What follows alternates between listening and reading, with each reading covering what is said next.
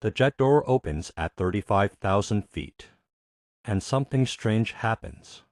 On one side of the aisle, a man wearing sneakers worth more than a car casually scrolls his phone. On the other side, another man worth 1,000 times more doesn't even look up. No logos. No flex. No noise. In America, wealth doesn't always shout. Sometimes it whispers. And sometimes it disappears completely. This is not a story about being rich. This is a story about the invisible line between millionaires and billionaires in the United States, and why crossing that line changes everything. Not just what you buy, but how you live, how you think, and how the world quietly rearranges itself around you. What you're about to hear unfolds like a movie, layer by layer, revealing a truth most people never see. In America, becoming a millionaire is often treated like the finish line. Movies celebrate it. Social media worships it. Headlines make it sound untouchable. Like once you reach 7 figures, life suddenly unlocks its final level. And to be fair, $1 million does change things. It buys comfort. It buys options. It buys silence when bills arrive. The American millionaire lives well. A luxury SUV in the driveway. A modern home in a safe neighborhood. Vacations that involve first-class seats and hotels with rooftop pools. The fridge is always full. Time feels flexible. Stress feels manageable. But here's the quiet truth most people never say out loud: a millionaire still lives inside the system. Mortgages still exist. Taxes still hurt. Market crashes still cause sleepless nights. Wealth advisors still call with concerns. Lifestyle inflation creeps in slowly. Then all at once, the life looks elite. But it's carefully balanced like a glass sculpture that must never fall. And that's where the illusion cracks. Because in America, $1 million doesn't buy power. It buys access, temporary access. And the moment you notice that towel, the billionaire world starts to feel like a completely different planet. Millionaires upgrade life. Billionaires exit it. This is where the difference becomes unsettling. American millionaires chase better versions of normal things. A better house, a better car, a better watch. Their wealth is visible, measurable, and often admired. It fits inside Instagram frames and YouTube thumbnails. Billionaires don't shop for better things. They redesign reality. Private airports instead of terminals. Entire buildings instead of apartments. Ownership instead of participation. While a millionaire chooses between brands, a billionaire decides which brands survive. There's a reason many us billionaires dress simply. No flash, no noise. Their wealth isn't meant to be seen, it's meant to move silently, efficiently, and without friction. A millionaire asks, how much does this cost? A billionaire asks, who controls this? That single question changes everything. Here's where luxury versus cheap takes a strange turn. A millionaire might buy a $300,000 supercar and feel like they've made it. The engine roars, heads turn. Validation hits instantly. But the car depreciates the moment it leaves the lot. Maintenance drains cash. Insurance becomes a monthly reminder that this luxury is fragile. A billionaire doesn't buy the car. They buy the company that makes the car or the road it drives on. One purchase impresses people for minutes. The other controls systems for decades. That's the difference between expensive and powerful. And this is where the psychology splits. Millionaires still think in terms of spending. Billionaires think in terms of leverage. A millionaire's home is a symbol. A billionaire's home is a tool. It might be located near decision makers, tax advantages, or future infrastructure. The view is optional. The positioning is not. A millionaire buys a luxury watch to mark success. A billionaire buys time delegated, optimized, protected.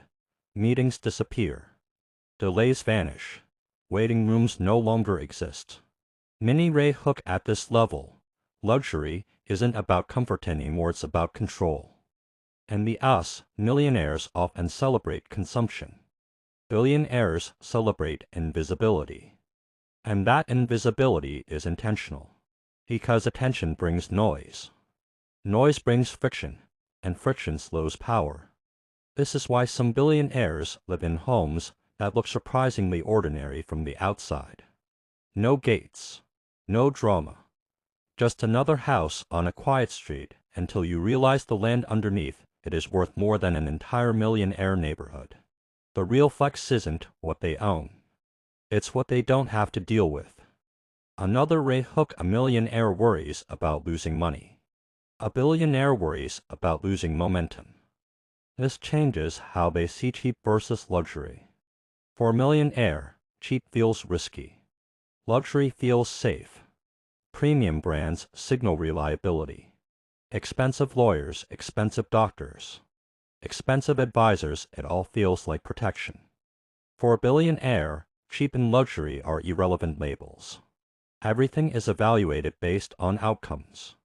If a cheap solution delivers control, it's used. If a luxury option creates dependency, it's avoided. Billionaires don't chase quality.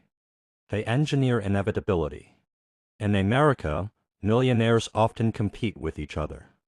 Neighborhoods, cars, schools, social circles. There's a silent race happening everywhere. Billionaires don't race. They place bets. They invest in industries before the headlines arrive. They influence regulations before laws are written. They see 5, 10, 20 years ahead, not because they're smarter, but because they're closer to the levers. Another punchline: millionaires read the news. Billionaires shape it. This is why the emotional experience of wealth feels so different. A millionaire can feel rich and anxious at the same time. One market dip, one lawsuit, one bad year, and the pressure returns. Wealth feels earned, but also fragile. A billionaire's wealth feels abstract. Numbers move, but life doesn't shake. Losses are absorbed quietly. Wins compound invisibly. The emotional roller coaster flattens. And that's when something unexpected happens. Luxury stops being exciting. The first private flight feels unreal. The 10th feels normal. The 100th feels like a commute. Billionaires don't chase dopamine through purchases. They chase impact, legacy, or sometimes insulation. Insulation from chaos. Insulation from unpredictability. Insulation from everyone else's problems. In contrast, millionaires still feel close to the edge. Comfortable but aware. Successful but alert. Another Ray Hook: both are rich, but only one is untouchable. In the us, this gap creates two completely different lifestyles hiding under the same word: wealthy. Millionaires live upgraded versions of the American dream. Bigger, smoother, shinier. Billionaires live outside the dream entirely. They operate in frameworks most people never see. And here's the most shocking part. Many billionaires don't feel rich at all. Because when your peers are nations, markets, and global systems, money stops feeling like the score. Influence becomes the currency. Stability becomes the goal. A billionaire once said something quietly terrifying. Money is just the receipt. Let that sink in. For millionaires, money is proof of success. For billionaires, it's evidence of positioning. Final Ray Hook: one level buys lifestyle. The other buys immunity. And that's the real luxury versus cheap divide in America. It's not about watches versus no-name brands. Cars versus buses. Mansions versus apartments. It's about who lives under the rules and who quietly writes them. In the end, the most shocking truth isn't how much billionaires spend. It's how little of their life is affected by cost at all.